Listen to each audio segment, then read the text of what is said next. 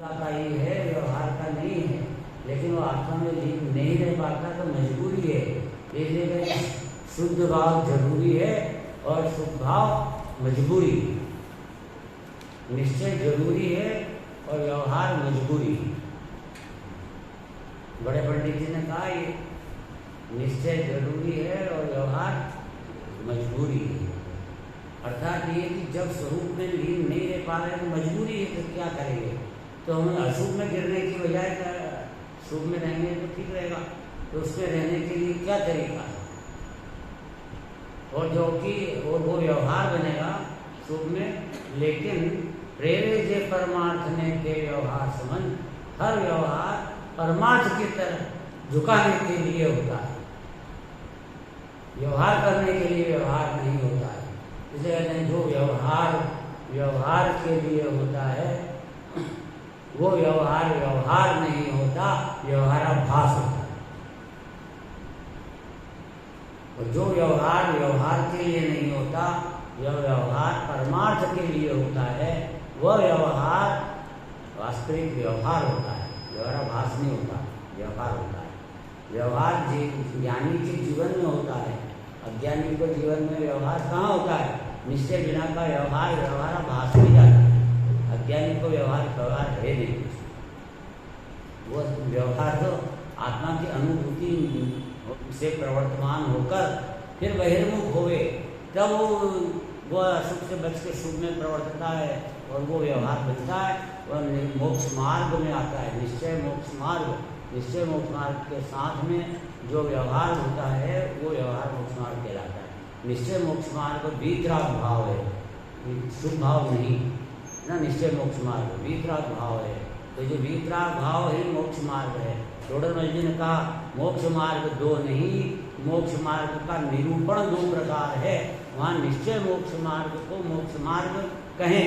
निश्चय मोक्ष मार्ग वीतराग भाव, स्वरूप में लीनता वाला भाव। तो ये निश्चय मोक्ष मार्ग को मोक्ष मार्ग कहें, वह तो निश्चय मोक्ष मार्ग है। निरूपण दो प्रकार है। अच्छा, व्यवहार मोक्ष मार्ग किसे कहते हैं? निरूपण में है, व्यवहार मोक्ष मार्ग ये मोक्ष मार्ग नहीं है। व्यवहार मोक्ष मार्ग में शुभ भाव है, तो शुभ भाव तो बंध मार्ग है, मोक्ष मार्ग कैसे होगा? शुभ भाव पुण्य बंध का कारण है कि मुक्ति का कारण है? तो पुण्य बंध का कारण होगा तो बंध मार्ग होगा। और नाम क्या दे रहे हैं प्ररूपण में? मोक्ष मार्ग। तो जो बंध मार्ग है उसको मोक्ष मार्ग कह रहे हो, व्यवहार में तो आप व्यवहार से क्यों कह रहे हो? निरूपण का यह व्यवहार है। निरूपण में मार्ग नाम दिया गया, दो मार्ग है नहीं, मार्ग एक ही है, और निश्चय मोक्ष मार्ग। व्यवहार मोक्ष मार्ग तो कथन शैली में है, बोलने में, निरूपण में है कि ये मोक्ष मार्ग है। क्यों?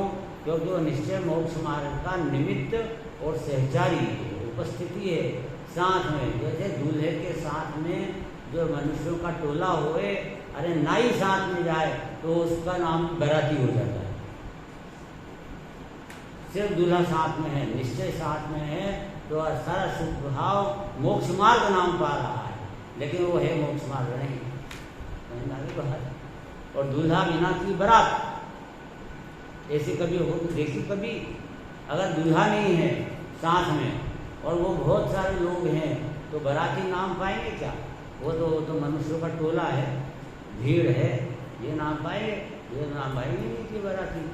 सिर्फ दूल्हा चाहिए साथ में, तो सब भीड़ बाराती। ऐसा यहाँ पे निश्चय का दूल्हा चाहिए साथ में, तो सारा शुभ भाव व्यवहार मोक्ष मार्ग है। मोक्ष मार्ग मैंने मोक्ष का व्यवहार, इतना बड़ी उसको उपाधि मिल रही, सम्मान मिल रहा है। शुभ भाव जो बंध का कारण है उसको सम्माननीय भाषा मिल रही है कि हाँ तो मोक्ष मार्ग है, मोक्ष मार्ग। तो ये इसलिए यहाँ पे कहा कि आप अनिमित्त और सहचारी सब अर्थ समझना, विचार करना बहुत ही बढ़िया प्रकरण है ये सब। तो यहाँ कहते हैं कि वो ज्ञानी को जो बहिर्मुख उपयोग जाता है तब उसको शुभ भाव होता है, तो वो दो प्रकार से होता है। क्योंकि आत्मा में नहीं होना है, संयम में जाता है उपयोग। तो संयम का अर्थ तो उपयोग को सन्मुख लाना। इसमें बाधा क्या पड़ती है? जिन जिन चीज़ों से बाधा पड़ती है आपके सम्मुख होने में, वो है दो चीज़। एक तो जीवों की हिंसा से बचना बहुत कठिन है, कि गृहस्थी है तो कितना पाप है, सुबह से लेकर रात तक कितना पाप है, कपड़े धोने में, झाड़ू लगाने में, पंखा चलाने में, सब पाप, सुबह से शाम तक अग्नि जलाने में, दिन भर अनंत जीवों का घात होता है गृहस्थी के द्वारा, कितना पाप है। अब ये इस भाव में उपयोग लगा रहेगा तो वो आत्मा का कैसे ध्यान करेगा? तो इसको कहते हैं प्राणी संयम, कि हम प्राणियों के हिंसा से बचें। ये प्राणी संयम होगा। तो षटकाय जीव के 6 काय के जीव होते हैं, उनकी रक्षा करो। आज विधान के अंदर से बोला था। तो ये सब 6 काय के जीवों की रक्षा करना, अर्धा एकेंद्रीय जीव, 2 इंद्रिय जीव, 3 इंद्रिय जीव, 4 इंद्रिय जीव, पंचेंद्रिय जीव, ये सब जीवों के से हम किस तरह से उसके अपने द्वारा रोते नहीं जाएं, मारे न जाएं, काटे नहीं जाएं, पीटे न जाएं, कुचले न जाएं, इस तरह से हम उससे बचें। ऐसा एक विकल्प आता है, होने वाला तो होता है, वो होता है, पर वो विकल्प ऐसा आता है और उससे वो बचता है। तो इंद्रिय प्राणी संयम कहलाता है। प्राणी संयम प्राणियों की रक्षा करो। एक दिन 2 दिन 3 दिन है ना। षटकाय जीव में तो काय जो शब्द है, ये काय षटकाय, इसके अंदर 5 तो स्थावर आएंगे और 1 त्रस आएगा। तो इतने 2 से लेकर 5 इंद्रिय तक के जीवों को त्रस जीव कहते हैं। तो 2 से 5 इंद्रिय जीवों के लिए ही काय बोला, त्रस काय, और 1 इंद्रिय वाले जीव को 5 काय नाम मिला। इसका जल काय, अग्नि काय, वायु काय, वनस्पति काय, पृथ्वी काय, ये सब। तो इन सब के जो भी रक्षा करने के भाव हैं वो संयम है। उसके लिए हमें संकुचित होना पड़ेगा, लिमिट में आना पड़ेगा, कंट्रोल में आना होगा। तो सब तो वही तो बचेंगे। तो कैसे बचेंगे? इसलिए संयमनम, अपने उपयोग को सीमित करो, अपने परिणामों को बस में लाओ। ये सब बातें संयम कहलाएगी। तो यह दूसरी बात हुई इंद्रिय से। दूसरा हमारा उपयोग इंद्रिय के असंयम में प्रवर्तता है, क्योंकि अनादिकाल से इंद्रिय के विषयों में इसके एकत्व बुद्धि है, कर्तृत्व बुद्धि है, भोक्तृत्व बुद्धि है। ऐसा तो मिथ्या दृष्टि है, उसको तो छोड़ दो बात, वो तो उसको तो संयम होता ही नहीं। ढोला के प्रथम भाग में ये बात आई कि असंयमी मतलब मिथ्या दृष्टि को संयम होता है कि नहीं होता। एक प्रश्न पूछा गया कि मिथ्या दृष्टि को भी संयम देखा जाता है, ऐसा प्रश्न पूछा। मिथ्या दृष्टि को भी संयम देखा जाता है, बड़े बड़े त्यागी तपस्वी हो जाते हैं मिथ्या दृष्टि। तो मिथ्या दृष्टि को संयम देखा जाता है। क्या उत्तर आया धौला में? नहीं। मिथ्यात्व गुण स्थान में संयम नहीं होता, असंयमी है। वह प्रभु क्या बात कर रहे हो आप? वो देखते हुए महावत पाल रहे हैं आप, मेरा संयम नहीं। पहला गुण स्थान है ना, मिथ्यात्व हुआ, उसको संयम होता ही नहीं। संयम तो संयम अंश जगो जहाँ भोग रूपी परिणाम, वो सब उदय प्रतिज्ञा को भयो प्रतिमा ताको नाम, वहाँ से देश संयम शुरू होता है। लेकिन वो संयम जो उदासीनता आना चाहिए परिणामों में, वो उदासीनता तो इससे आएगी कि वो सम्यक दृष्टि बना है। नहीं तो उदासीनता है नहीं। मिथ्या दृष्टि का जो भी संयम है वो रूंधी हुई कषाय है। समझ में आया? मिथ्या दृष्टि का जो वैराग्य है वो रूंधी हुई कषाय है। वो ऐसी कषाय है कि जैसे अंगारा है, उसके ऊपर राख डली हुई, तो राख बुझ गई क्या? तो राख डाल दी, हाँ आदमी ऐसा दिख नहीं रही है हमारे, तो ये बिल्कुल ठंडा हो गया ऐसा काम। अरे वो अंगारे के ऊपर राख है, ये जरा से फूंक लगेगी वो अंगारा उड़ेगा, आग हो जाएगी। मिथ्या दृष्टि का संयम ऐसा ही होता है, असली होता ही नहीं। इसलिए इसको और ऐसी बात बताई क्योंकि गुणस्थान का नाम ही, चतुर्थ गुणस्थान तक का नाम भी क्या है? अविरत सम्यक दृष्टि। अर्थात वहाँ भी संयम नहीं है अविरत सम्यक दृष्टि को। चौथे स्थान में भी। तो यहाँ पर पहले को स्थान में हम उसको संयमी नाम कैसे दे सकते? नाम मत दो, लेकिन संयम तो पालेगा। अरे पालेगा तो व्यवहार में से बोलते हैं, अरे ये इसने उपास किया, अच्छा संयम नहीं कर रहा है, ये कर रहा है, इसे बोलने की बात है। कहीं संयम हुआ नहीं। संयम महान चीज होती है, और जो धारण कर लेगा कल्याण हो जाएगा। क्षण भर का संयम इसको भगवान बनाएगा। इतना ऊंचा तत्व है वो। ऐसा नहीं खेल तमाशे में हो जाए कि हमने उपवास करा है और टीवी देख रहे हैं बैठे बैठे, क्या संयम हो रहा है? ये कोई संयम हो रहा है? पांचों इंद्रियों के वश में करने की बात है। यहाँ लिखा है सपरसन रसना घ्राण नैना कान मन सब वश करो। सपर स्पर्शन इंद्रिय को वश में करो, रसना को वश में करो, घ्राण को वश में करो, नैना को वश में करो, कान को वश में करो, मन को वश में करो। मन वश करो जिस बिना नहीं जिन राज सीजे, दूर लो जगदीश में एक घड़ी मत विसरो करो, नित आओ जमुख बीच में। इसके बिना जिनराज भी नहीं सीजे, संयम के बिना। जिनराज यानी तीर्थंकर का जो जीव है, वो भी वहाँ जो उनका राजपाट था वह सब छोड़ करके और मुनि बने कि नहीं बने। संयम बिना तीर्थंकर भी मोक्ष नहीं जा सकते,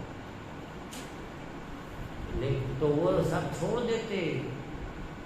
तिनका छोड़ा जैसे 6 खंड का राज जो है तो छोड़ देते, छोड़ के और सीधे दीक्षा धारण में पंच मुष्टि में कैसे लो, 5 मुष्टि से छठी मुष्टि नहीं। यहाँ पे अपन एक बाल तोड़ते ना, वो अपने सहनन कम है, इसलिए तीर्थंकर का जो जीव है वो 5 मुष्टि में पूरे बाल उखाड़ देता है। और भर जवानी के बाल कैसे रहते हैं, भरे हैं, और तीर्थंकर के शरीर कैसा होता है, तो ऐसे बालों को यूँ ऐसा कैसा उठा भरते हैं बाहर। अरे सब दुखता होगा, दुखता क्या पुद्गल में क्या दुखता है? ज्ञान में ज्ञेय बनता है, ज्ञान झलकता है यार मेरे को कुछ नहीं, तो आनंद में बैठा हूँ, आत्मा हूँ, भगवान आत्मा हूँ। ये तो शरीर तो भिन्न है। ऐसी प्रतिकूलता को, प्रतिकूलता के अंदर तो भिन्न जानने वाली बात है। तो जब तक नहीं सीखेगा यहाँ, तो ये जिंदगी भर क्या अनंत काल तक रोता रहेगा। ये प्रतिकूलता में किस तरह से हमें रहना याद होना चाहिए। ये इसलिए अपने वो कदाचित दशाता वेदनी के जो उदय आते हैं प्रतिकूलताएं, उन काल में इसको कैसे मैं इस पर विजय प्राप्त करूं, तो उसको ज्ञानी भोगे ज्ञान से, अज्ञानी भोगे रोए। वो रो के भोगता, ज्ञानी भोगता ज्ञान से भिन्न जान लेता है। भिन्न है भोगना तो सब पड़ेंगे, उदय तो आएंगे, ज्ञानी को भी आएंगे, अज्ञानी को भी आएंगे। अज्ञानी को याद नहीं है कि कैसे इसको इस दुख को दूर किया जाए, तो वो उसको रोता चिल्लाता मिलता है, नए कर्म बांधता है, तड़पता है, बढ़ते बढ़ते नरक गति में मेरा क्या होगा, नरक गति में चिल्ला। ज्ञानी नरक गति में होए तो वह उसको नरक की सारी पीड़ा को जानने का विषय बनाता है। ये मेरे ज्ञान में झलक रहा है, ये आकार झलक रहा है, और ये आकार में तो खंड ज्ञान बैठा है। ज्ञान है ये तो आत्मा है, नहीं तो आत्मा को जान रहा है, जानना घोषणा है। इस तरह से नरक गति में भी अपनी आत्मा को जानता हुआ, नरक गति को जान रहा है, उस समय में नरक को नहीं जान रहा है, आत्मा को जान रहा है, ऐसा अनुभव करता है। इसलिए उसको नरक का दुख नहीं होता, लागू नहीं पड़ता। आकुलता होती है, वो आकुलता तो कर्म का उदय से कर्म की चीज है ना। सो प्रकृति का वो परिणमन है, प्रकृति का वो स्वभाव है, वो विकार राग द्वेष। ये मेरा नहीं है, मेरा तो जानने का स्वभाव है, उसको मैं भिन्न जानता हूँ। इस प्रकार से वो बाहर नारद की प्रकृति को भोगे, अंतर सुख रस घटा घटी। अरे चिन्ह मूर्त द्रगधारी की मोह रीत लगत है अर्थात। इसलिए जिसका संयम स्वरूप की आराधना करना, प्रतिकूल संयोगों में क्रोधित होकर संसार बढ़ाया है, संतप्त हृदय प्रभु चंदन सब शीतलता पाने आया है। जड़ चेतन की सब परिणति प्रभु अपने अपने में होती है। अनुकूल कहें प्रतिकूल कहें, यह झूठी मन की रखी है, झूठी मन की रखी है। ये अनुकूल, ये प्रतिकूल। अरे ये जड़ की क्रिया चल रही है, उत्पाद ये हो रहा है पुद्गल में, उसमें ये पुद्गल अच्छा और ये पुद्गल खराब, ये अलग, और ये तेरे मन की कल्पना है, इष्ट अनिष्ट की कल्पना। इसलिए ये समझे संसार में क्यों भ्रमा, क्यों भटका। इसके 4 पॉइंट हैं जो सबको याद है, सब रोज बोलते भी हैं। मैं भ्रमियोपन को विसरिया। नंबर 1, अपने आप को भूल कर। समझा है ना विकास है। नंबर 1 क्या बोलता है? अपने आप को भूल कर, मैं भ्रमियोपन को विसरिया। दूसरा, अपनाए विधि फल पुण्य पाप। तीसरा, निज को पर को करता पिछान। चौथा, पर में अनिष्टता इष्ट ठान। ये 4 पॉइंट याद रखना है। इस कारण से मैं संसार में अनादिकाल से भटक रहा हूं। नंबर 1 लगाओ, अपने आप को भूल कर। वो भूल आपको भ्रमत्वादी छेड़ाला में भी लिखा, भूल आपको, अपने आप को भूल कर परिभ्रमण कर रहा। जो अपने को भूलेगा तो निश्चित भटकेगा। कैसे भटकेगा जरा बताना। मैं भगवान आत्मा हूं, भूल गया तो अब भटक रहा है। कैसे भटक रहा है? तो एक चापा था, तो अपने घर पे गया, नशे में था, अपने घर पे गया और घर में सांकल बजाई। चापा घर में है, ऐसी आवाज लगी। किसने? चापा ने, खुद ने घर में आवाज लगाई कि चापा घर में है क्या? तो अंदर से क्या आवाज आई? नहीं, चापा तो है नहीं घर में, क्योंकि वो तो खुद ही था चापा। घर में तो है, जब इधर बैठा है तो हम घर में कहाँ मिलेगा? तो क्या अच्छा वो घर में नहीं है, कहाँ मिलेगा? कि ढूंढ लो, जाके मिलेगा।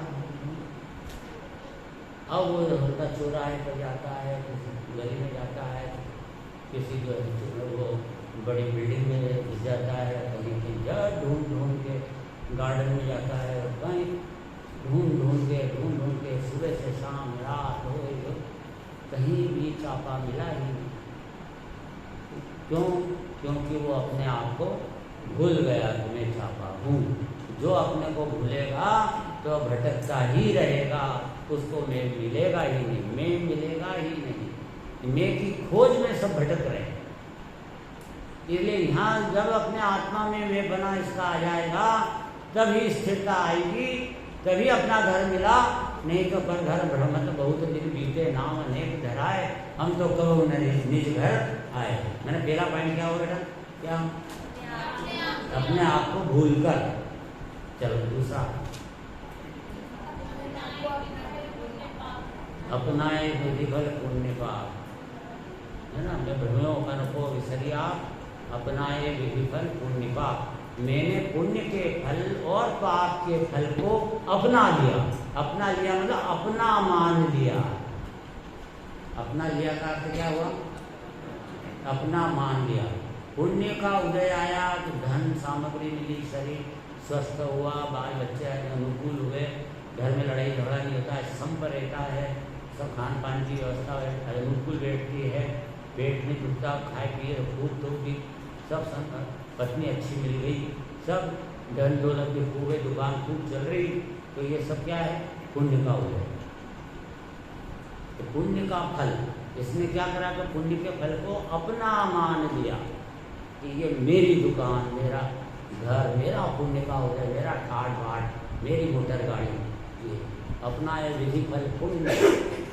मैं भ्रमियों, मैं भटकता, पुण्य के फल को अपना माना। अरे पुण्य तो कर्म है, कर्म पुद्गल है, पुद्गल की वजह से पुद्गल मिल रहा है, पुद्गल बाहर रहा है। तेरा कर्म के साथ क्या संबंध? तू तो जीव है, तू जीव तो ज्ञान दर्शन स्वभाव है, भगवान आत्मा है, उसके साथ तो परमाणु एक छू भी नहीं सकता अपनी आत्मा को। इतनी बड़ी मोटर गाड़ी कैसे तेरी होगी? जो आप पुण्य के फल को, और इसी तरह पाप के फल को, पाप के फल को भी अपना लिया। अर्थात जब शरीर के अंदर बीमारी हुई, कैंसर हो गया, ब्लड प्रेशर हो गया, डायबिटीज हो गई, कमर दुख रही है, घुटने दुख रहे हैं, सब उदय पाप उदय। लोग गालियाँ दे रहे हैं, वो कुछ कर रहे हैं, तो ये सब पाप क्यों गए? अपयश हो रहा है जगत में, ये पाप क्यों गए? कोई पूछता नहीं है, ये नहीं होता है। वही पर को निंदे आप बढ़ाई, बांधे नीच गोत्र दुखदाई। दूसरों की तो निंदा करे और अपनी प्रशंसा ही होके जाए जब जाने, तो ये सब वो गोत्र कर्म बनता है। अगर तो इस प्रकार से वो गोत्र नीच गोत्र कर्म, नीच गोत्र कर्म होगा तो उसको क्या चीज़ मिलने वाली है? सहयोग में क्या मिलने वाली?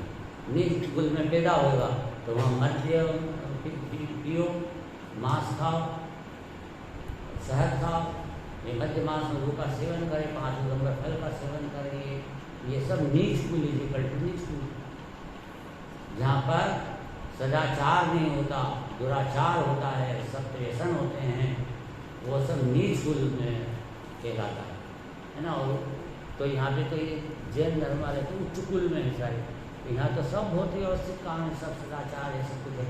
अब ये तो और जैनी का व्यवहार जैसा व्यवहार ही नहीं दुनिया में। जैनियों का जो निश्चय जितना महान है, व्यवहार कोई कम नहीं, वह भी महान है, समझ में आया? लेकिन वो जो व्यवहार है महान है, वो महान क्यों बोला व्यवहार को? इसलिए बोला कि ऐसा व्यवहार जैनी को छोड़कर अन्यत्र कहीं दिखाई नहीं दे सकता, ऐसा व्यवहार है। इस कारण से इसको महान कहा, शायद दुनिया में सबसे अच्छा जैनी का। लेकिन वो जो व्यवहार है, उस व्यवहार को करने वाला जो जैनी है, वो उस व्यवहार को करता धरता नहीं है, ज्ञाता दृष्टा है, और व्यवहार को हे जानता है, उपाधि नहीं है, हे महान और हे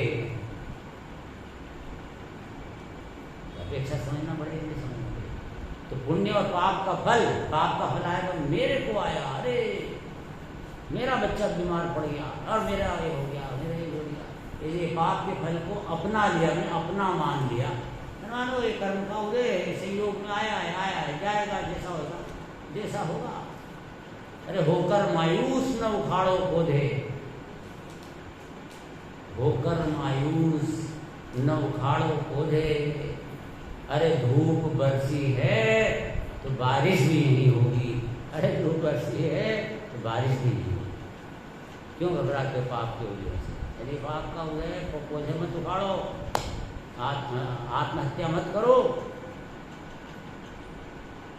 मेरे लिए ऐसा हो गया, ऐसा हो गया, तो ये तो पाप के उदय, तो ये तो मौसमी हवाएं हैं, तो ये आया, अब ये पलट जाएगा। यहीं धूप बरसी है तो बारिश भी यही होगी, यहीं पुण्य का उदय आएगा, इसी जगह, इसी पृथ्वी में, जिस पृथ्वी में पाप का उदय आया। पृथ्वी मतलब आत्मा की पृथ्वी, जिस आत्मा के संयोग में पाप का उदय आया है, उसी के संयोग में पुण्य का उदय भी आएगा। उखाड़ो मत। अरे भाई बहुत अच्छी बात है, ये इस तरह से पुण्य पाप के फल में यदि एकत्व बुद्धि करना है, इसका नाम ही अपनापन मानना है, और इससे 484 लाख योनियों में भटक रहा है। इसको भिन्न जानो, पुद्गल बीमारी सुमारी को पुद्गल में जानो। मेरे को नहीं आई बीमारी, पुद्गल शरीर में आई, सही तो पुद्गल है, कर्म का उदय बाहर में आता है, मेरे अंदर में तो नहीं आता। यहाँ अंदर में भी आता है, जो मोहनी कर्म का उदय, अगर अंदर में आया तो उसको आचार्य ने सुबह वो कहा था कि वह तो कर्म का स्वभाव है, राग भाव, वो राग भाव को कर्म के साथ जोड़ दे तो भिन्न बैठा ज्ञाता दृष्टा, तेरे अंदर उदय आता ही नहीं, तो उदयों का ज्ञाता दृष्टा आत्मा है, राग का भी ज्ञाता दृष्टा है। कहाँ पहुँचा गई जिनवाणी, वो उससे अपने को संभालना है। अब ये वही 2 पॉइंट हो गए। अब तीसरा, निज को पर को करता बिछान। देखो, निज को पर को करता बिछान। निज को अर्थात कि अपने को पर का कर्ता मानता है, निज को पर का कर्ता, और निज को पर को दोनों को लिया ना ऐसा, निज को पर को कर्ता, तो निज को पर का कर्ता और पर को निज का कर्ता पहचानता है। जैसे कि निज को पर का कर्ता, कि जो काम अपना है, जैसे संयम दर्शन ज्ञान चारित्र, वो स्वयं के अंदर से होगा, कर्म कराएंगे, स्वयं का कार्य है, उसको क्या कहता है कि तो कर्म कराएंगे, कर्म उपशम होएगा तो उपशम संयम दर्शन होएगा, कर्म का क्षय उपशम होगा, तो क्षय उपशम सम्यक दर्शन होगा। सम्यक तो प्रकृति का उदय आ जाएगा तो क्षय उपशम हो जाएगा, सम्यक दर्शन होगा। तो अब ये इस तरह से जो काम अपने पुरुषार्थ से स्वयं से होता है, निज का कार्य वो कहता है कि पर से हो रहा है, कर्म के द्वारा होगा, कर्म के द्वारा होगा, कर्म उपशम होंगे तो सम्यक। अरे तू आत्मा का सिद्धांत करेगा तो कर्म उपशम होंगे ना, कर्म का उपशम तेरे को सिद्धांत कराएगा क्या? कर्म का उपशम कैसे होएगा? तो ये सोचता है कर्म का उपशम होगा तो उपशम सम्यक दर्शन हो जाएगा। अरे उपशम सम्यक दर्शन हो जाएगा तो वह इंतजार करता रहे कर्म के उपशम का, वो अनंत काल में होएगा। इस तरह से ये ज्ञान करेगा, आत्मा की अनुभूति करेगा तो सम्यक दर्शन होएगा, उसमें दर्शन होने का उपशम भी हो जाएगा।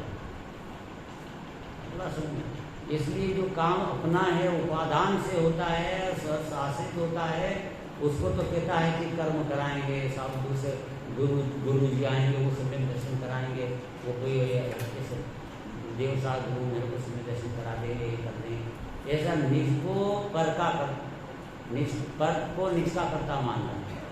अब निज को पर को निज का। अब जो काम कर्म के हैं, अब पैसा कमाना, पैसा आना है, बीमारी मिटना, ये किसका काम? कर्म का।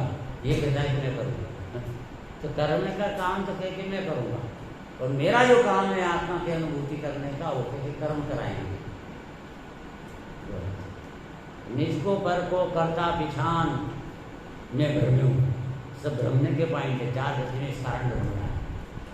चौथा, पर में अनिष्टता इष्ट। हाँ, 2 पदार्थ हैं, उन पदार्थों में अनिष्टता और इष्टता खानता है। निष्ठता और अनिष्टता क्या कि ये तो रसगुल्ला तो अच्छा लगता है मेरे लिए, अच्छा, और ये हलवा जो है ना ये मेरे को पसंद नहीं है। तो किसी को अच्छा मान लिया, किसी को इष्ट माना और किसी को अनिष्ट माना। अनिष्ट मतलब चाहने योग्य, मेरे लायक है चीज, ये वो चीज। इस प्रकार इसमें विश्व की जो सामग्रियां हैं, उन सामग्रियों के अंदर ही बंटवारा कर डाला कि ये अच्छी और ये बुरी, ये ग्रहण करने योग्य, ये ग्रहण करने योग्य नहीं। ऐसा बंटवारा जो किया वो इष्ट अनिष्ट की कल्पना है, इसकी कल्पना है। इसमें तुम पूछोगा कौन सी वस्तु अच्छी और कौन सी बुरी। चलो रसगुल्ले को इष्ट कह रहे थे ना, तो रसगुल्ले से पूछा, ये रसगुल्ले इधर तू इष्ट है कि तू अनिष्ट है, तू अच्छा है कि तू बुरा है? और रसगुल्ला क्या जवाब देता?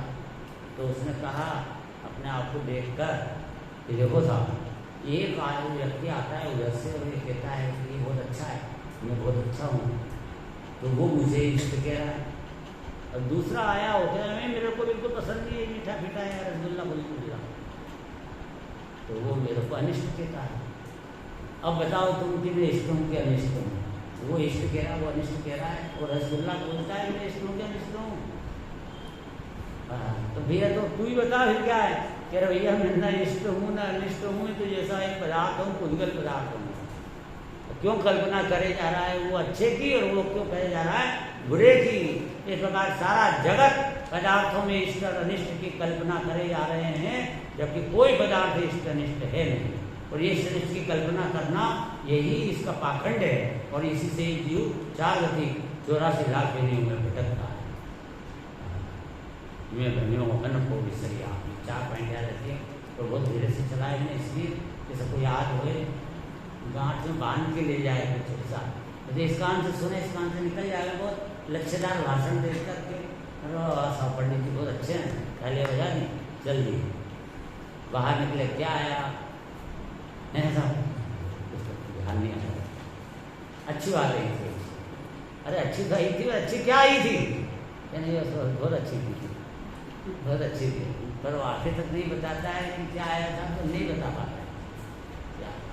जैसे शांति से चलो अपन थोड़ा ग्रहण करें, लेकिन अंदर बचाते जाएं, उसको ग्रहण करें फिर अंदर बचाएं, तो काम बनेगा, नहीं तो फिर ऊपर से बात निकल जाए।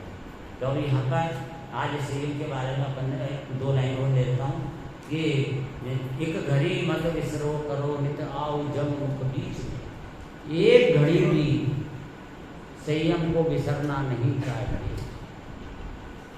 निश्चय संयम, स्वरूप की आराधना में लगे रहो, एक क्षण भी अपने को आत्मा का विहरण न हो, इस प्रकार से उद्यम करो।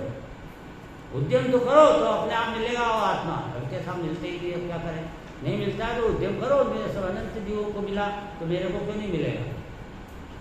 पशुओं को सम्यक दर्शन हो जाता है तो पूछ वालों को सम्यक दर्शन हो जाए। ये मूछ वाला कहता है कि मेरे को ऐसा, मेरे को कैसे होएगा?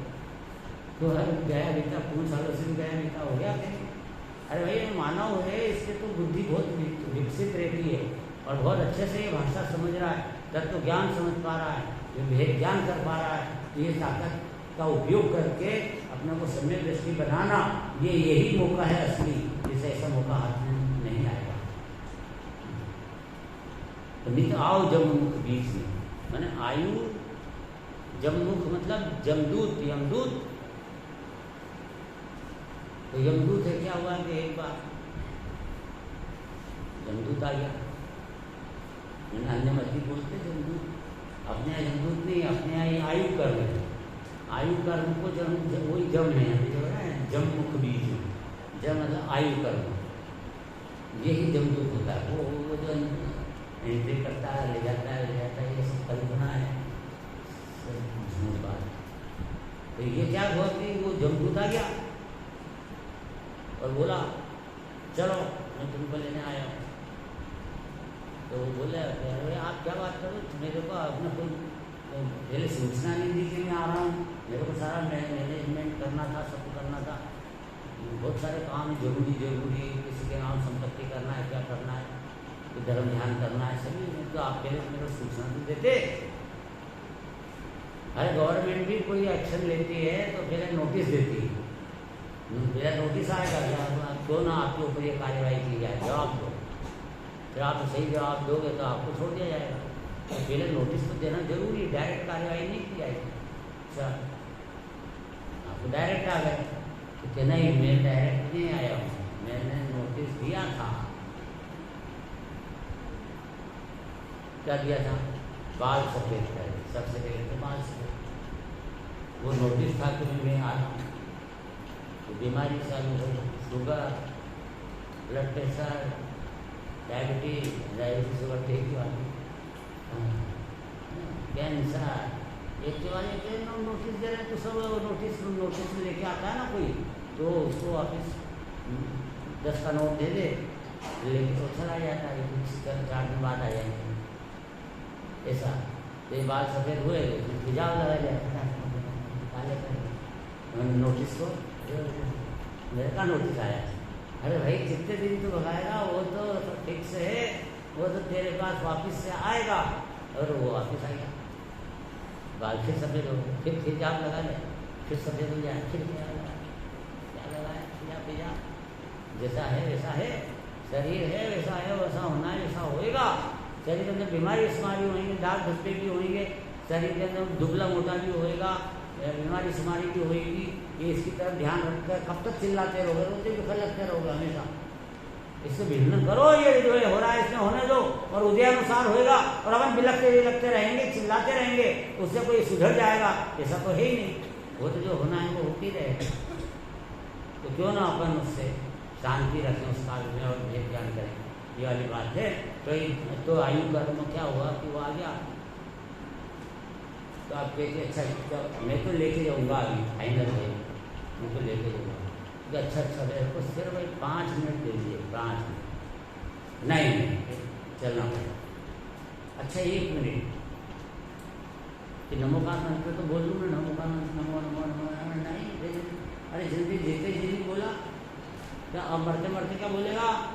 जीते जी अध्यक्ष में एक आत्मा का चिंतन कर, अरे मैं भगवान आत्मा जीते जी नहीं किया, मरते मरते तेरे को क्या आत्मा कर लेगा? तो कहिए अच्छा अच्छा भाई मैं नमो नमो चल, नमो का मंत्र भी बुरा नहीं बोलने दिया, फट से ले जाकर और उसको उसके परिणाम के अनुसार गति को दे दिया। वो समझ चलो वहाँ कुछ जैसा करा वैसा फल भोग। ये एक समय नहीं मिलने वाला, नित आऊ जममुख बीच में, यानी एक क्षण का भरोसा है नहीं। बस सोचो कि लाखों वर्षों जीवन आए मेरे को, ये एक दिन का भरोसा नहीं है, एक क्षण का भरोसा नहीं है। श्रीमद राजचंद्र जी ने कहा कि ये जो अपने को ऐसा समझते हैं कि मैं एक दिन और उसके 2 मिनट और जिंदा रहूँगा, वे महामूर्ख है। कि जब मरेगा तो वो यही सोचता हुआ रहेगा कि अब थोड़ी मरूंगा मैं, और वो मरेगा कि नहीं मरेगा। तो इसका मतलब ये कि जिस समय मरना मरेगा ही, तो हमेशा ये सोचेगा कि मैं अभी नहीं मरने वाला, तो मरेगा। ये सत्य से कभी मुख नहीं मोड़ना चाहिए। और इसका वो एक उदाहरण ऐसा भी है, ये वो डायनासोर था ना, डायनासोर, एक चित्र प्रतियोगिता हुई।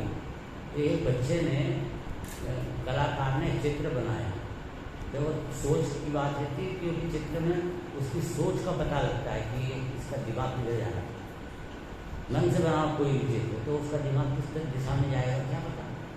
तो उसने डायनासोर बनाया और उसका ऐसा मुख खुला था क्या, और ऐसा ऐसे करके बताइए कि उसके ऐसा लगे कि ये मुख धीरे धीरे बंद हो रहा है। और उसके अंदर एक चेयर लगाई, उसने एक आदमी को बिठाया और सामने टीवी लगाया, तो उसके मुख के अंदर ही टीवी लगाया और वो मुख के अंदर बैठा हुआ है, चेयर भी उसके मुख में है, और वो कर वाह वाह वाह वाह मजा आ गया, ये सब देख रहा है।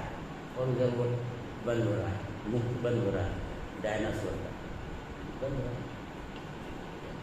और वो देख रहा है, अच्छा अच्छा पता इसको तो अच्छा अच्छा इसका नाम नहीं था। आओ जम मुख बीच में, जम का मुख है वो डायनासोर, उसके बीच में नित आ रहा है, निरंतर आ रहा है, निरंतर आ रहा है।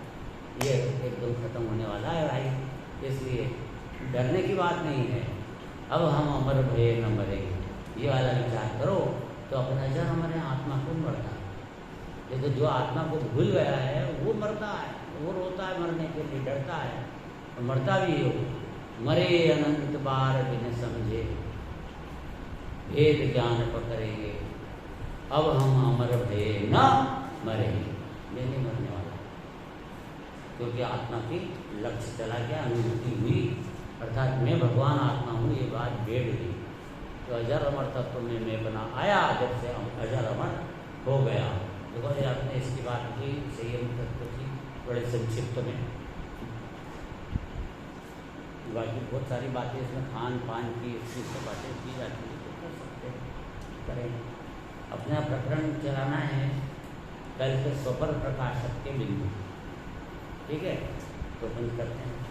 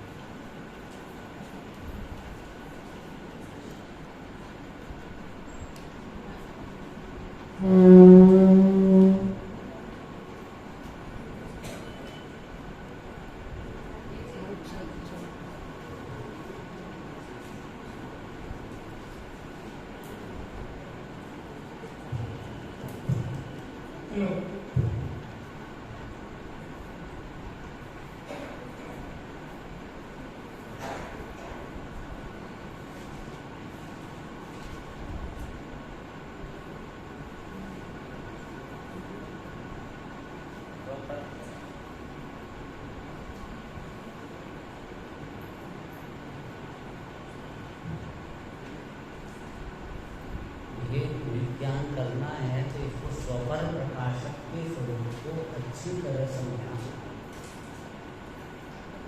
अपना ज्ञान है, आत्मा में एक ज्ञान, जानना जानना जानना प्रति समय का प्रोडक्शन है। आत्मा जान रहा है, जान रहा है, प्रति समय अंदर से निकल रहा है जानना, कोई आंखों में से जानना नहीं आ रहा है। आंख तो भी कौन जान रहा है कि यहाँ से वो अंदर से ज्ञान जान रहा है, तो ज्ञान अंदर से आ रहा है। तो ये हुआ कि तो स्वपर प्रकाशक शक्ति हमारी, प्रत्येक द्रव्य में स्वपर प्रकाशक शक्ति, प्रत्येक द्रव्य मतलब जीव द्रव्य, जीव प्रत्येक जीव में स्वपर प्रकाशक शक्ति है। निगोद का जीव हो चाहे सिद्ध हो, सब में स्वपर को जानने की ताकत है। न केवल ताकत है अपितु वो स्वपर स्व को और पर को जान भी रहा है। कौन? सब। निगोद का जीव भी जान रहा है कि स्व को क्या एक साल में 18 वर्ष धूप का वेदर उसको जान रहा है, एक पर को जान रहा है। स्व तो शुद्धात्मा है, देखा नहीं ध्रुव भगवान आत्मा उसको जान रहा है क्या? वो नहीं जान रहा है, लेकिन लिखा है शास्त्र में। अपना कल यहाँ तक आ गए जब तो पहला पॉइंट चल रहा था इसका, सफल प्रकाश का पहला पॉइंट, मिथ्या दृष्टि का सफल प्रकाश।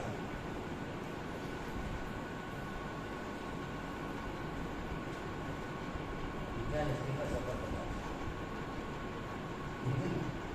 और मिथ्या दृष्टि का जो सफल प्रकाशक है,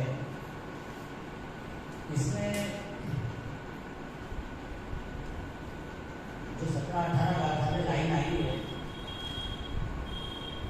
उसमें स्पष्ट लिखा है कि आबाल गोपाल सबको यह भगवान आत्मा अनुभव में आ रहा है। अनुभव में मतलब ज्ञान, सरल शब्द अनुभूति में आ रहा है, अनुभव का शब्द क्या लगाना है, ज्ञान लगाना है।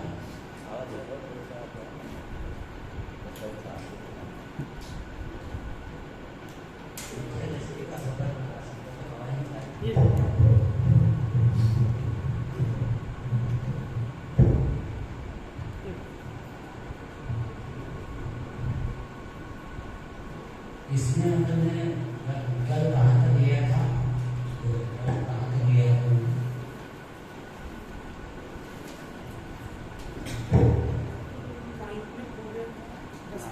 काल्पनिक तो हो गया था वस्तु स्वरूप के अनुसार।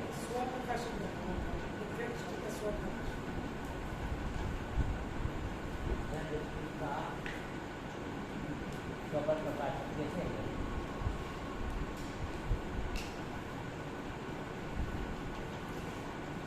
तो दो तरह से था ये, एक तो काल्पनिक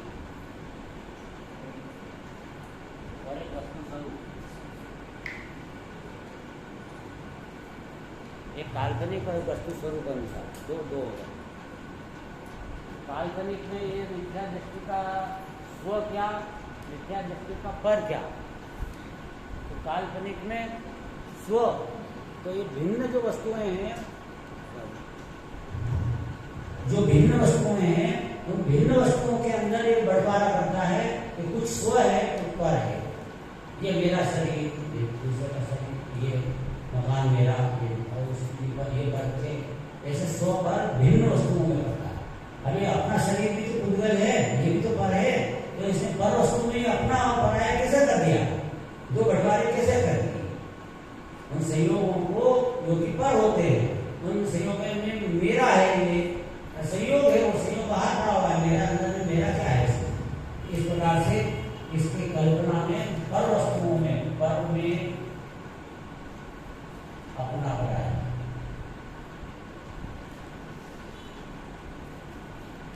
जो अपना जो माना ये स्व प्रकाशक, मैंने ज्ञान इसको स्व के रूप में प्रकाशित कर रहा है, पर वस्तु में शरीर को स्व के रूप में प्रकाशित कर रहा है।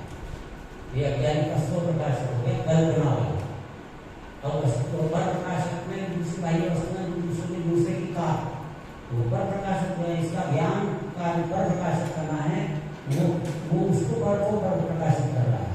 देखो ऐसा है कि अपनी जो शक्ति है वो शक्ति अंदर से आवाज लगाती है कि इस तरह से जानो। तो सबर प्रकाशक की शक्ति है, तो ज्ञान में स्व कर बाहर कहीं भी करेगा, और उसको मालूम नहीं कि असली में स्व क्या और क्या, और स्व भर करे बिना नहीं मानेगा, तो परिकर में स्व पर करने लगेगा। जैसे हिरण के नाभि में कस्तूरी है, तो सुगंध आती है, तो उसको सुगंध ढूंढता है, वो सुगंध ढूंढता है क्योंकि उसकी शक्ति है, उस अनुसार उसका परिणाम होता है, तो सुगंध होता है। लेकिन वो उसको पता नहीं कि मेरे नाभि में इसलिए ढूंढता रहता है। तो ये वस्तु अब दूसरा वस्तु स्वरूप अनुसार, वस्तु स्वरूप अनुसार में सम्यक दृष्टि को यही किया। और पर प्रकाशक में क्या आएगा? वस्तु स्वरूप अनुसार पर प्रकाशक कि ज्ञान के जो भी विषय बनेंगे, ज्ञातार पर के ज्ञातार, वो उसका पर प्रकाशक है एक्चुअल में। तो दर्पण का चित्र बना के बताया था, तो दर्पण के अंदर जो आकृति बनी है पर जैसी, वो आकृति पर प्रकाशक है। जैसा बाहर है वैसी आकृति बनी ना, तो उसको अंदर एक जो आकृति है उसको हम कहेंगे कि प्रकाश रूप है, अर्थात तो आकृति में पर प्रकाश लगा ना, बाहर के पदार्थ को याद रहा, ऐसा नहीं। चलो अब इसके बाद में पर प्रकाश की बात होगी, अब स्व प्रकाश की बात हो, वस्तु स्वरूप का स्व प्रकाश, स्व प्रकाश वस्तु स्वरूप अनुसार क्या होगा, वस्तु का स्वरूप अनुसार स्व प्रकाशक। तो इसमें लगाना है कि आचार्य ने जो आवाज गोपाल सबको भगवान आत्मा जानने में आ रहा है, मैंने मिथ्या दृष्टि को भी अपना भगवान आत्मा जानने में आ रहा है, अनुभव में आ रहा है। ये अनुभव में आ रहा है, इसका नाम है कि स्व प्रकाशक वस्तु स्वरूप अनुसार। वस्तु स्वरूप ही ऐसा है कि उसके ज्ञान की पर्याय में उसका भगवान आत्मा जानने में आवे। ऐसा हमको तो जानने में नहीं आ रहा है, और जानने में आ जाता तो समय दर्शन हो जाएगा, एक क्षण की अनुभूति में समय दर्शन हो जाएगा। तो आप ये कह रहे हो कि हमेशा जानने में आ रहा है, हमेशा अनुभूति में आत्मा है, तो ये बात हमको समझ में नहीं आ रही। किस तरह से ये हमें जानने में आ रहा है, इसको हम जानना चाहते हैं। तो उसके लिए नंबर 1 पॉइंट नंबर 1 2 3 पॉइंट आएंगे। तो नंबर 1 होगा स्व पर शक्ति,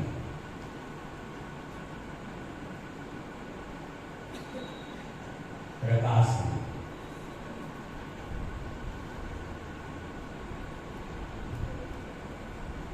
दूसरा है व्याप्य,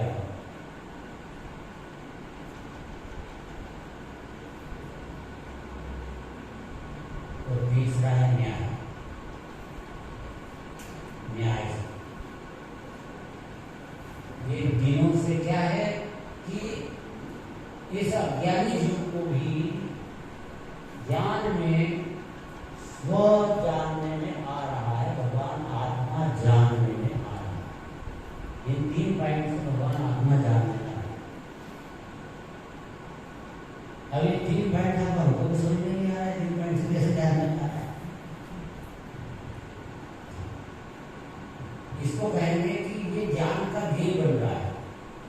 प्रकाश रूप लेना ना, सब मेरे पॉइंट की प्रकाश रूप, जैसे टार्च है तो टार्च ऐसे लगाएंगे तो उसमें प्रकाश दिखेगा, कोई पदार्थ दिखेगा ना टार्च में। ऐसे उपयोग की टार्च में वो भगवान आत्मा दिख रहा है, उपयोग में दिख रहा है। ये प्रकाश में टार्च व्यापक की बात नहीं कर रहे, प्रकाश की बात है। पहले पॉइंट स्वपर का प्रकाश करता है ज्ञान, प्रकाश नहीं शक्ति है। तो जो स्वपर प्रकाश है तो प्रकाश में स्व आएगा कि नहीं आएगा, शक्ति है तो काम होगा बराबर, संसार काम बराबर वो होगा ही जैसी शक्ति।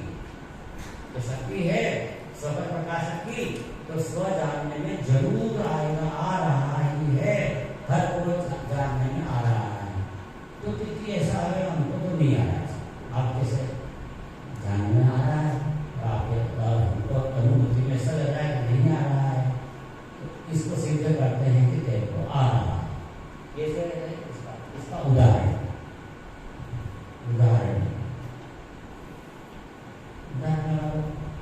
तो इसका एक उदाहरण तो लगाओ अपने पिता को।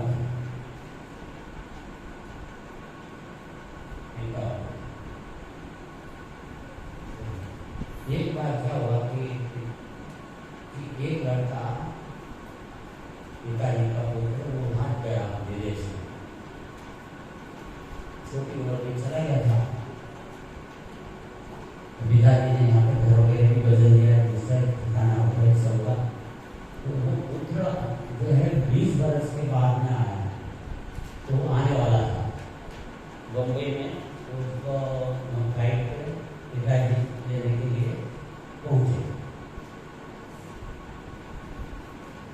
और रहते बहुत कोई भोपाल में रहते थे, दिल्ली गए, यहाँ बम्बई गए उसको लेने के लिए। अब वो वहाँ पर फ्लाइट पर गए तो वहाँ मालूम पड़ा कि वो तो ये वाली फ्लाइट पर है, वो नहीं आने वाली है, वो कल आएगी, वो मिसिंग हो गया है इसका कल है। तो चलो ठीक है कोई बात नहीं। तो वो वहाँ पे जो सीपी कैंप है ना, सीपी कैंप, वो वहाँ पे बड़ी धर्मशाला है, तो उसमें जाकर के पिताजी, और उसके बाद में उस पिताजी ने आराम से दो बेड का रूम लिया कि एक मेरा बेटा निकालेगा उसके लिए, और दरवाजा लगा करके सो गए। अब क्या हुआ कि वो पुत्र आ गया, वो फ्लाइट तो टाइम का आ गई। अब ये बेटा ने देखा कि मेरे पिताजी यहाँ ही नहीं, तो चलो फिर अपन कहीं पे आकर ठहर जाते हैं। फिर पिताजी पहले से अपने टेलीफोन जैसे थे, बहुत बड़ा संपर्क करना बड़ा कठिन था, क्योंकि अपन कहीं ठहरते हैं। तो वो भी उसी जगह से उसकी धर्मशाला में आया। अब आकर के तो उसने कहा मैनेजर से मेरे को रूम दो।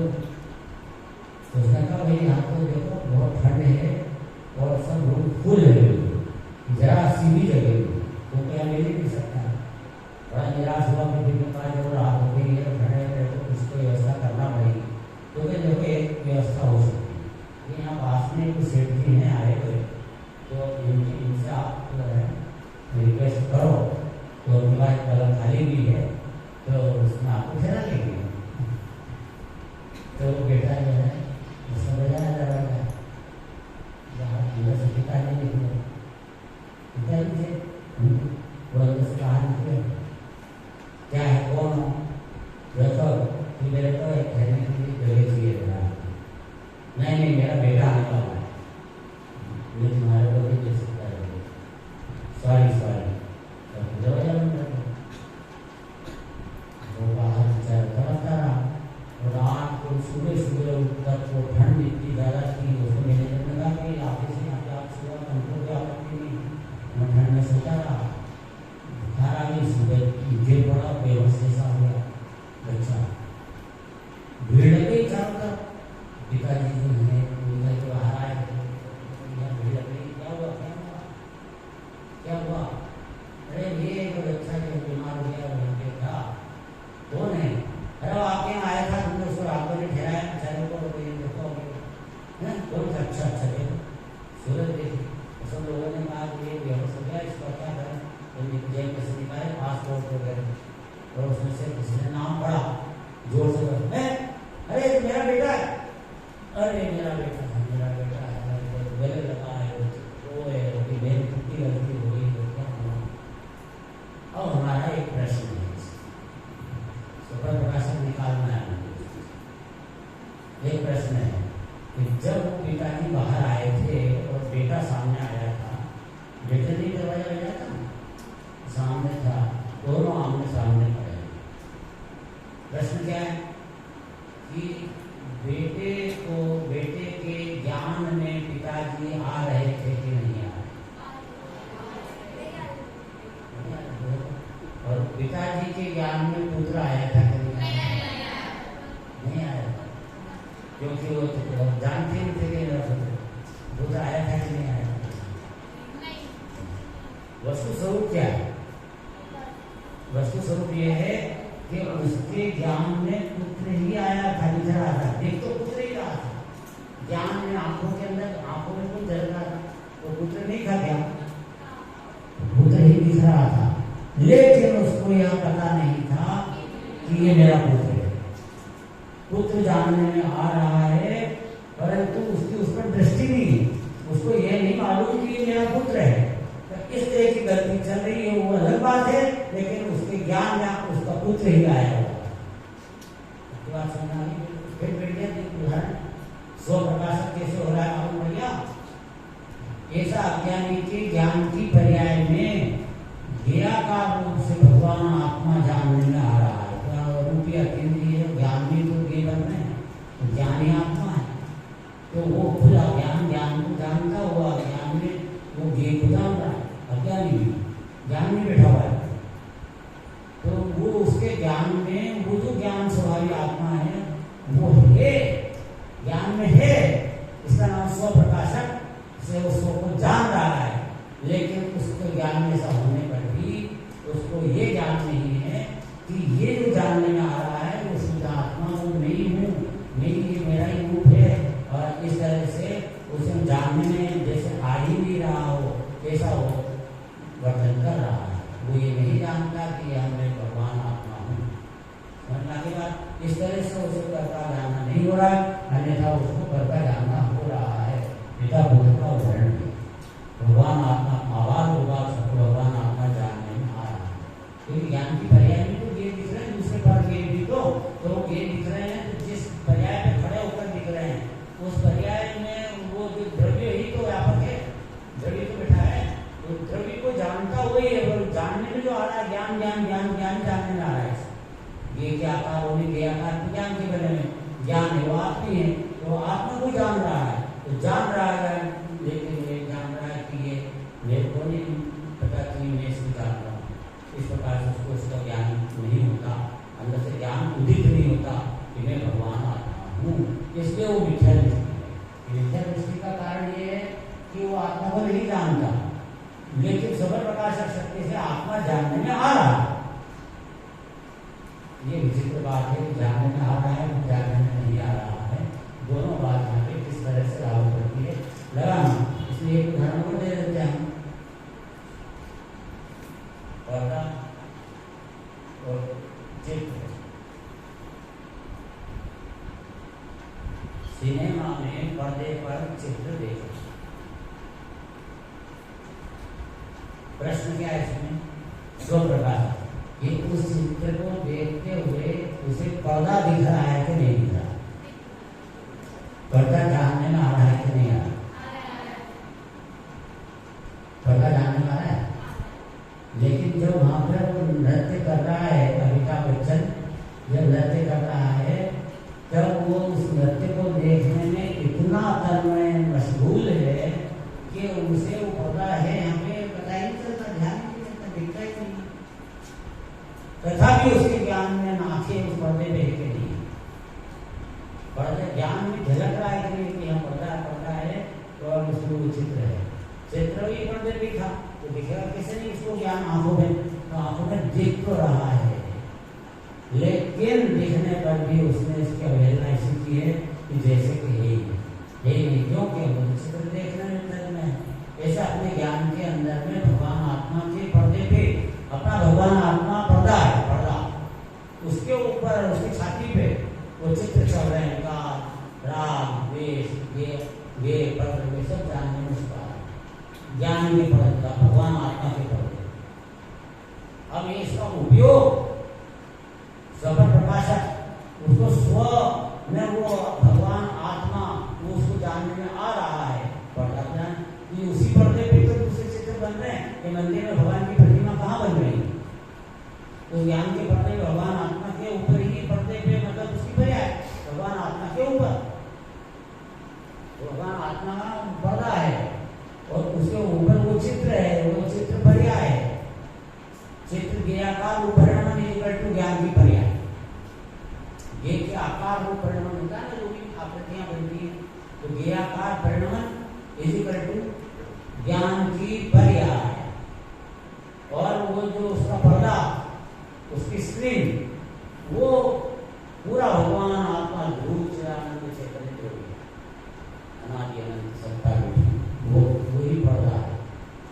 अब कोई भी चित्र कोई ना कोई स्क्रीन भी बनेगा ना। अभी यहाँ पे ये जो मैटर लिखा हुआ है, ये बोर्ड भी बना हुआ है ना, तो ये इसको देख रहे हो क्या? इसको देख रहे हो, आवाज देना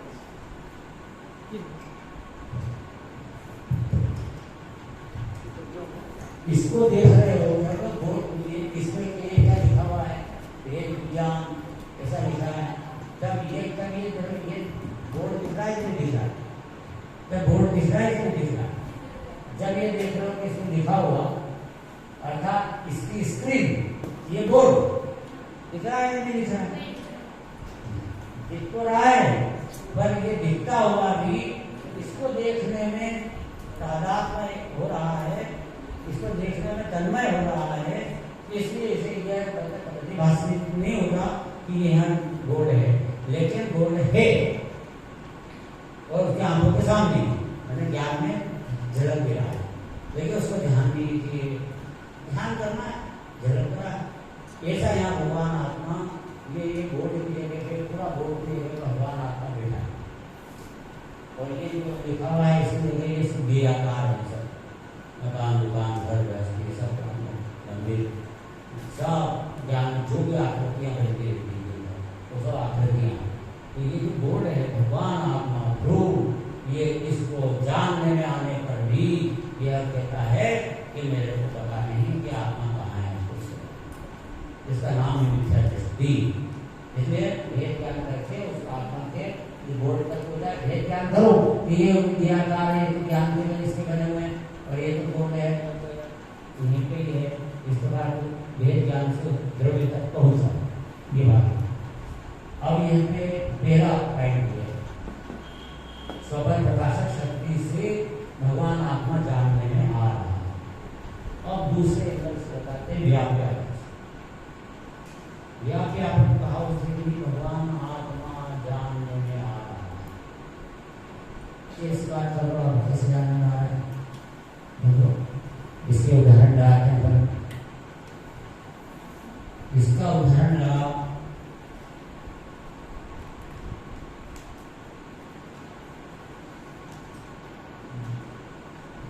सोना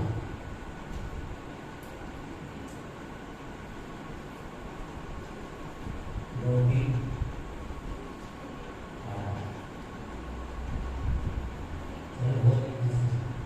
व्याप्यापक। व्याप्यापक का अर्थ होता क्या है कि व्याप्य का अर्थ होता है पर्याय व्यापक का अर्थ होता है द्रव्य। द्रव्य अपने पर्याय में व्यापक होता है और पर्याय कहलाती है व्यापक। जैसे मिट्टी और घड़ा तो जो घड़ा है वो व्याप्य है कि व्यापक? घड़ा व्यापक नहीं घड़ा व्याप्य। मिट्टी उसमें व्यापक मिट्टी उसमें व्यापक जो जो उसमें पसरा हुआ होता है वो व्यापक व्यापक मतलब फैला हुआ पसरा हुआ। तो घड़े के अंदर कौन पसरा है वो फैला हुआ है मिट्टी। तो मिट्टी हो गई व्यापक और व्यापक किसमें पसरी है मिट्टी? व्याप्य में मतलब घड़े में घड़ा हो गया व्यापक। घड़ा हुई पर्याय और मिट्टी हुई द्रव्य। तो द्रव्य हमेशा पर्याय में व्यापक होता है। सिद्धांत निकला करने का हर पर्याय में उसका द्रव्य पसरा हुआ और ज्ञान की पर्याय तो स्वभाव स्वाभाविक पर्याय। तो ज्ञान की पर्याय में जानने में उसका द्रव्य व्यापक है और ज्ञान की पर्याय बनी काय से द्रव्य से बिना द्रव्य से बनी नहीं सकती है। इसको एक शब्द और भी दे सकते हैं व्यापक। व्यापक शब्द का अर्थ एक होता है क्या कि ये जो व्याप्यापक है ना तो इस व्यापक का एक अर्थ है एक शब्द ये भी होता है कि जो ध्रुव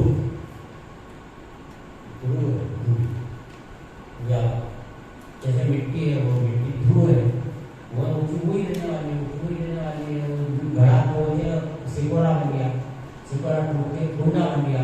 ये पर्याय तो पलट रही है लेकिन उसके अंदर जो ध्रुव है जो पसरी थी मिट्टी वो तो ध्रुव है वो तो नहीं पलट रही। मिट्टी तो वो की वही है जो घड़े में थी वही सिकोड़े में है इसलिए वो की वही है।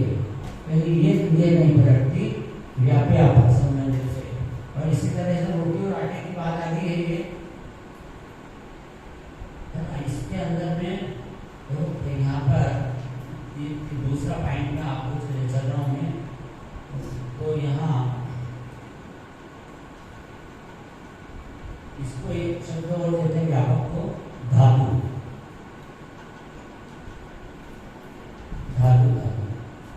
तपेली है वो कौन सी धातु से बनी है? पीतल। पीतल धातु है। धातु बिना वो तपेली बनेगी क्या? द्रव्य की कितनी बड़ी उपयोगिता है जो व्यापक है वो कितना महत्वपूर्ण है। तो ये इतना नहीं सोच सकता अपना जीव कि ये जो ज्ञान जान रहा है इसके अंदर व्यापक कोई चीज धातु है कि नहीं। इसकी ज्ञान की पर्याय बनी काय से? ज्ञान की पर्याय का जो मटेरियल है वो है क्या फिर? तो वो उसका द्रव्य है। पूरा का पूरा द्रव्य भगवान आत्मा अनंत मूर्ति का अनादि अनंत वस्तु वह उसके अंदर पसरी हुई है। इसमें ज्ञान की पर्याय ज्ञायक पसरा हुआ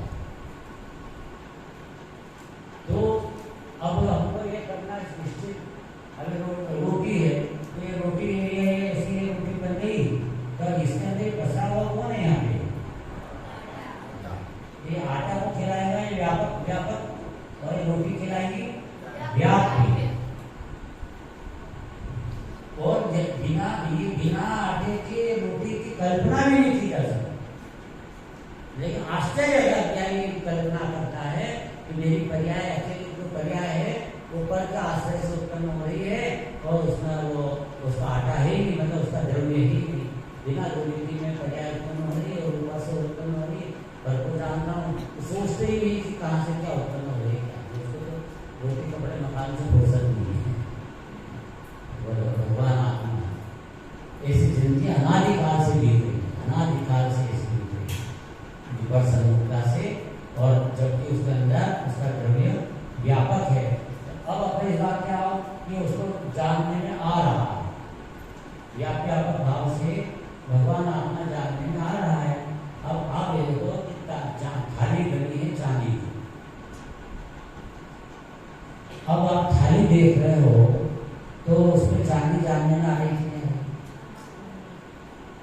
अरे बनी चांदी से है तो चांदी कैसे नहीं दिखेगी उसमें, लेकिन कोई कहे थाली तो है, चांदी अभी इसमें है नहीं, तो मिथ्या दृष्टि हुआ कि नहीं हुआ उस चांदी के संबंध में, उसमें चांदी के संबंध में मिथ्या दृष्टि हुआ। अपने तो थाली तो दिख रही है पर चांदी नहीं दिख रही। उसको कह रहे हैं कि तेरे को यदि थाली दिख रही है तो थाली के अंदर तो व्यापक चांदी है, और चांदी है तो वो तुझे नहीं दिख रही है, तुझे ऐसा भ्रम है। वास्तव में तो चांदी की थाली को देख रहा है, उसमें चांदी भी जानने में आ रही है, तुझे पता नहीं कि इसका नाम चांदी है, तो उस पूरी चांदी में क्या है थाली जानता नहीं कि है।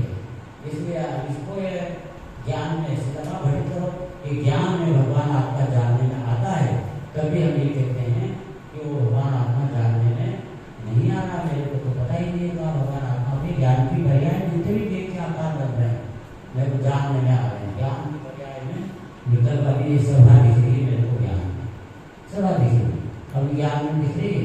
ये ज्ञान के अंदर पूरा जो पसरा हुआ है वो द्रव्य है, ये बाहर की सभा उस ज्ञान में व्यापक हुई नहीं है।